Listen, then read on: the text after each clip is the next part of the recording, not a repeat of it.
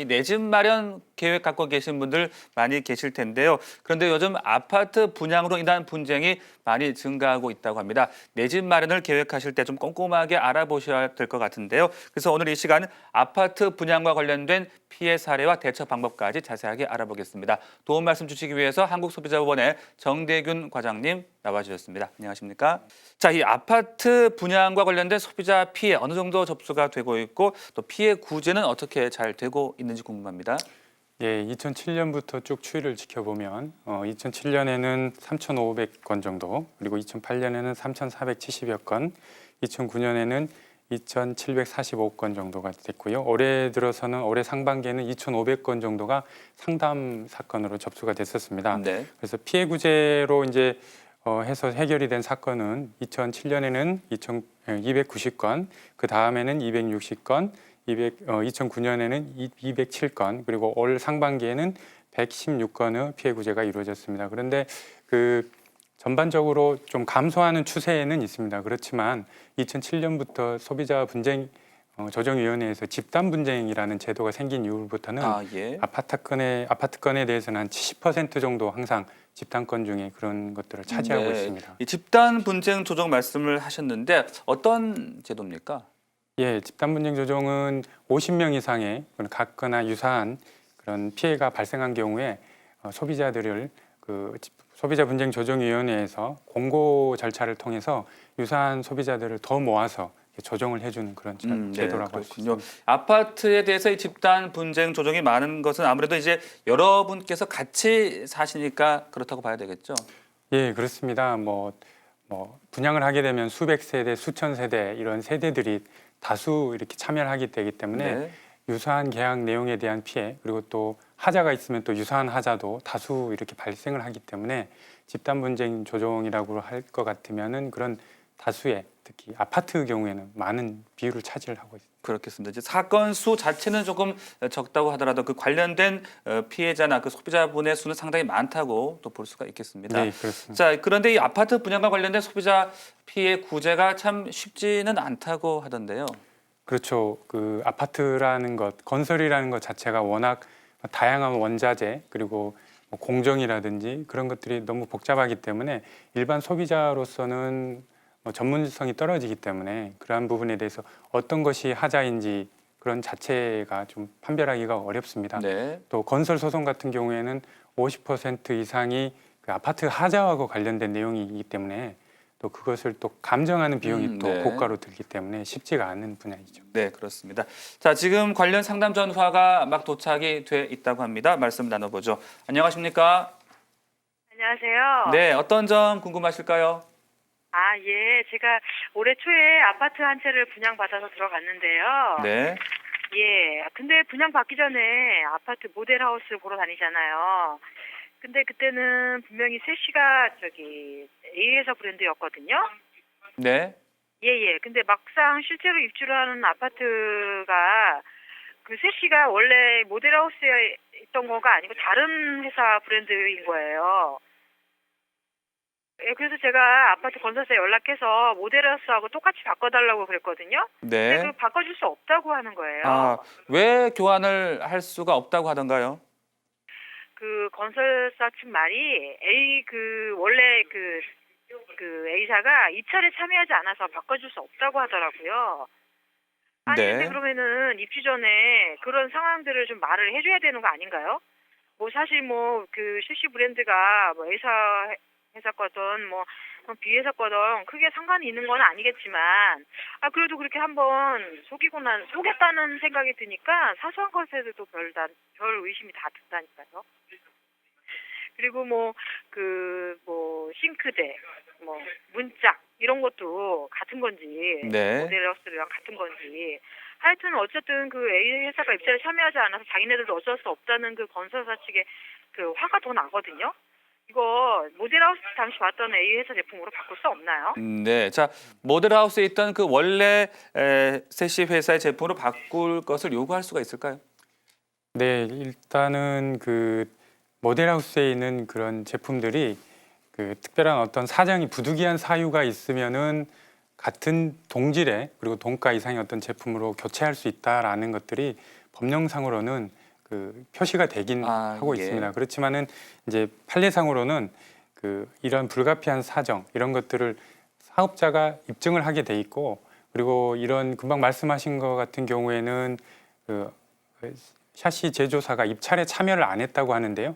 그것은 부득이한 사정으로 인정이 되지가 않습니다. 네. 그러니까 그렇다면 이제 교체도 요구할 수가 있겠습니다. 부득이한 사정이라고 볼 수 없다라는 말씀이시고요. 예, 예, 그래서 예. 이렇게 모델하우스와 실제 분양받은 아파트가 좀 여러 가지 다를 경우에는 어떻게 대처를 하시는 게 좋겠습니까? 일단 아파트 대부분이 먼저 분양 계약을 체결하고 나중에 시공이 된 거기 그렇죠. 때문에 네. 실제 시공된 상황을 소비자가 모르는 상태에서 계약을 하게 되거든요. 그래서 계약할 당시에 분양 그 모델하우스의 모양은 어땠고 어떤 재질을 썼었고, 그다음에 분양 카탈로그 상에는 어떤 광고와 표시들이 됐었는지 이런 자료들을 충분하게 그리고 꼼꼼하게 확보해 놓으시는 그럴 필요가 있습니다. 그리고 네. 그 이후에 그것대로 시공이 안 됐다라는 것에 대해서 이제 업체에 이의 제기를 하고 시공 요구를 할 수가 네. 있겠죠. 계속 이 교환을 거부하신다라면 어떤 조치를 취할 수 있을까요? 예, 시공된 내용하고 실제로 시공되었어야 했던 내용하고 다르다 그러면은 네네. 그런 시세 차액이라든지 그런 손해배상을 청구를 할 수가 있는데요.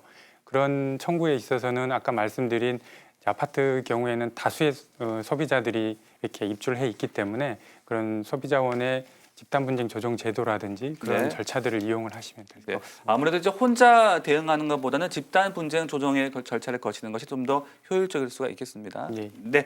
답변 잘 듣고 계셨죠? 네, 네. 답변 참고해서 대처하시기 바랍니다. 예, 감사합니다. 네, 고맙습니다. 네, 자, 이 아파트 분양과 관련해서 그 피해 사례들은 어떤 케이스가 많이 접수가 됩니까? 예, 크게는 두 가지입니다. 하자와 관련된 내용, 고쳐달라 이런 내용으로 소비자들이 많이 접수를 하시고요. 그리고 그 다음에 이제 계약 내용과 관련된 그 계약 내용대로 시공이 안 됐다 이런 내용으로 되는데요. 한 비율이 비슷비슷하긴 하는데 하자하고 관련된 내용이 좀 많습니다. 네. 하자 중에서도 품질에 문제가 있다, AS를 제대로 지켜지지 않았다라는 것들이 각각 한 28%, 20% 정도가 되고요.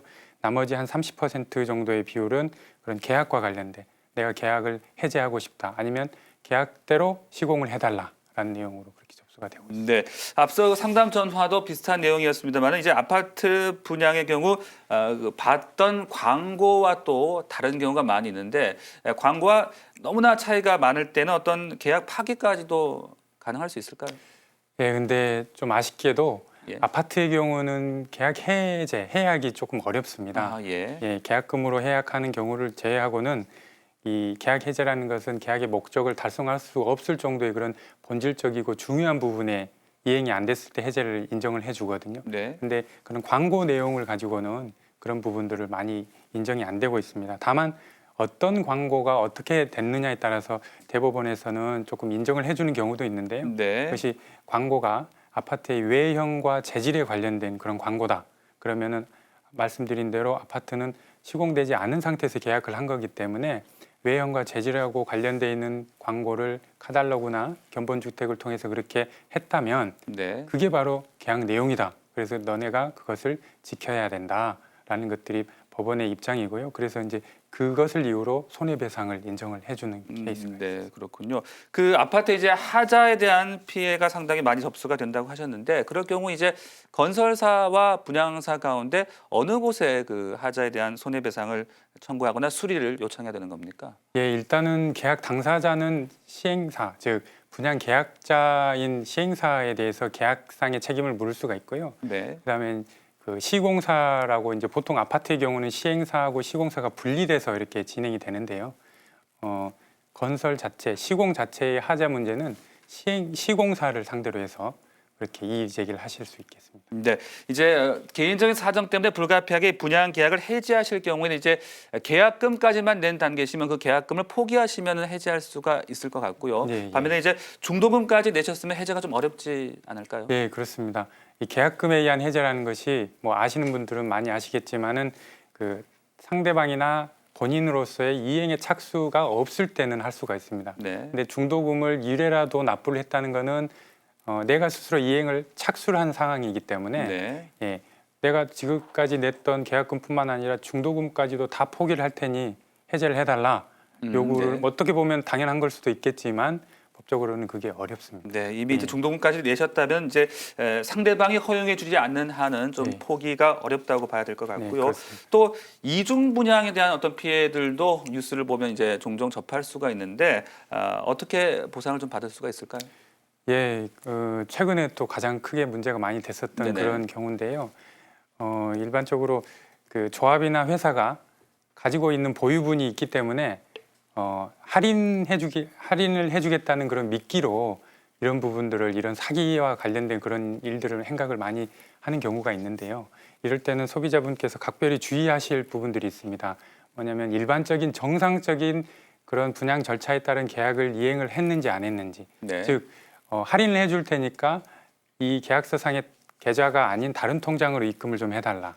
또 뭐 다른 그 분양권 전매 절차의 일반적인 그런 정상적인 절차가 아니고 다른 중개업자를 통해서 이렇게 한다든지 네. 또 중도금을 좀 미리 좀 달라라든지 그런 경우에 있어서는 비정상적인 절차로 진행된 경우에는 또 그 제2 매수인인 그런 소비자로서는 보호를 받기가 상당히 네. 힘듭니다. 자, 끝으로 이제 소비자분들께서 좀 주의하셨으면 싶은 사항들 정리를 좀 간단히 부탁을 드릴게요.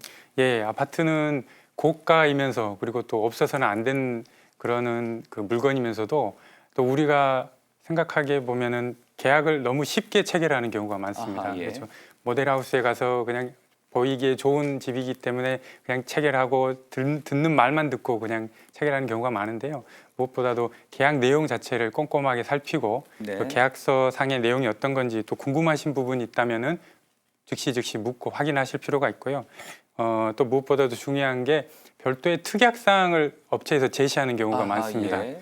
뭐 중도금 무이자, 또 무상 제공 물품이나 옵션 이런 것들 네. 그런 것들에 있어서는 서면으로 반드시 좀 확인을 받아 놓으시는 게 그리고 꼭 필요하고요. 그런 것들은 작은 글씨로 적혀 있더라고요. 예. 예, 그런 것도 좀 꼼꼼하게 살펴보셔야 될 것 같습니다. 예, 예. 네, 자, 지금까지 아파트 분양과 관련된 주의 사항들 짚어봤는데요. 이 광고나 주의의 말만 너무 믿지 마시고 본인께서도 꼼꼼하게 확인을 하는 지혜가 필요하겠습니다. 오늘 도움 말씀에 한국소비자원의 정대균 과장님과 함께했습니다. 말씀 감사합니다. 끝까지 함께해 주신 여러분 고맙습니다.